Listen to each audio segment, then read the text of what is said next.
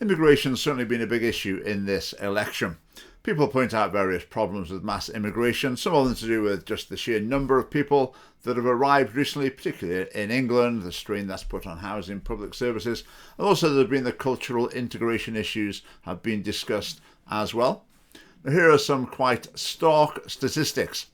Last year, 1,200,000 people came to live in the United Kingdom. 1,200,000. That's the gross immigration figure, compared to the number of people who were born in the United Kingdom, 670,000. In other words, there were almost twice as many people who came to live here from another country than were born here. And just to add into those statistics as well, the number of abortions in the UK was over 250,000. Now, for any nation, I think it's seen as important, usually through the education system, etc., to be passing on a culture to future generations.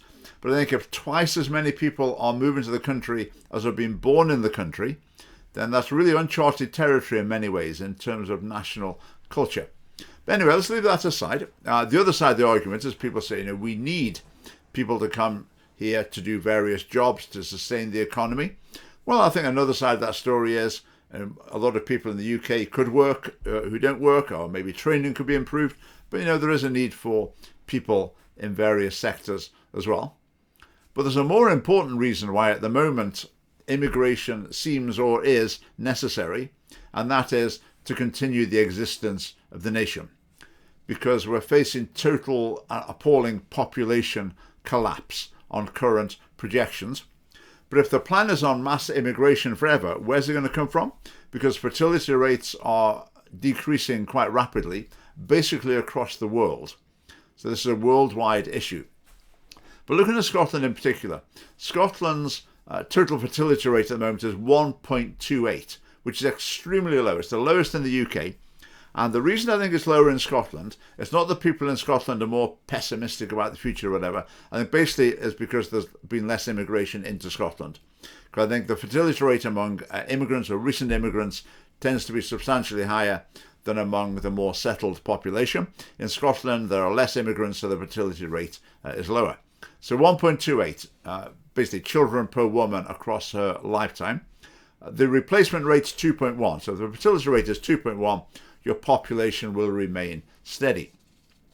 Now, what happens with fertility rate is when it falls below replacement, you have a period where there's something called demographic momentum, where the population doesn't particularly go down because you've still got quite a big cohort of people who are not having that many children anymore.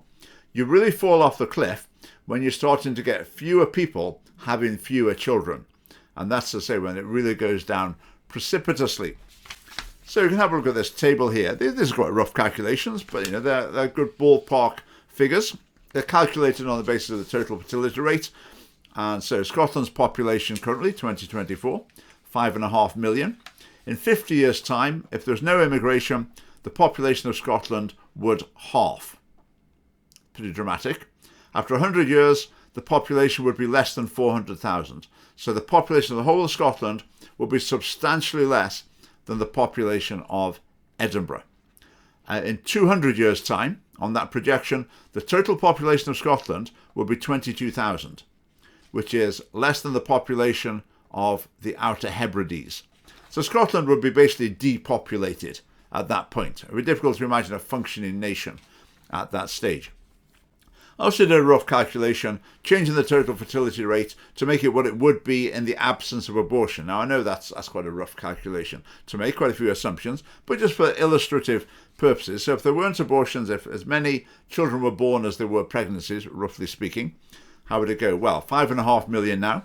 In 50 years' time, it would be down to 3.3 million.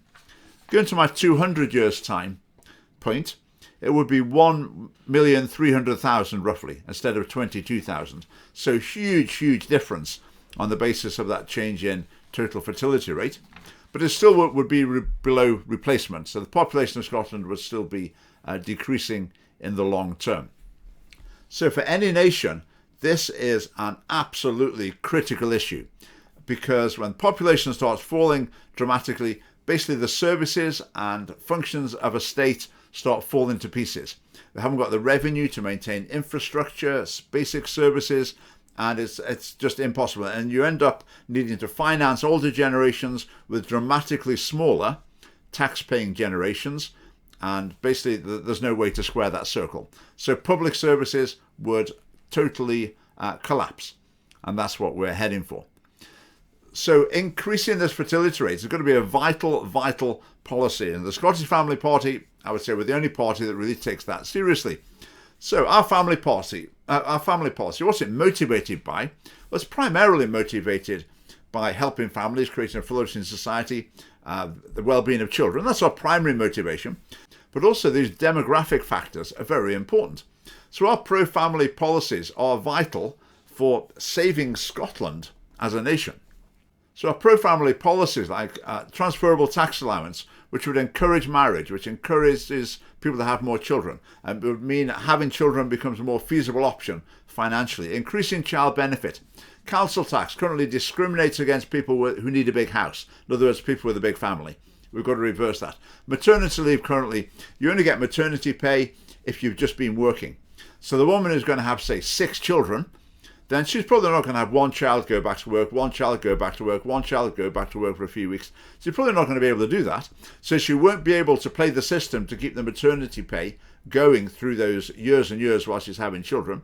So that discourages big families. We would make maternity pay to be paid to mothers, not to mothers who just had a job.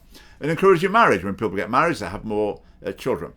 Currently in schools and in society in general, there's a real encouragement. You might be lesbian, you might be gay. Why not give it a try? Why not experiment? What does that do to fertility rate? Well, let's put it this way, it doesn't increase it. The influence of feminism has been very strong. The message of feminism, to a large degree, has been that being a mum is that wasting your potential. You're a bit of a traitor to the feminist cause. Women should go out and do something more useful instead. Well, we think motherhood should be celebrated. The assumption in our political classes that children are a problem. That a family have children, and then what they want is the state to take them away so the poor old parents don't actually have to spend time with them. We've got to reverse that. We don't want children to be seen as a problem, as an impediment to people's lifestyle and careers. We want them seen as a good in themselves. Culture of sexual promiscuity. People might think, people have more sex, they have more kids. Well, that's not the case at all. When people go into exclusive, committed relationships, that's when they have children. So sex education needs to be changed dramatically. And then we're talking about here a dramatic culture shift that needs to happen in order to celebrate parenthood and to increase our fertility rate. Because if that doesn't happen, the future is not just bleak, it's more or less non-existent.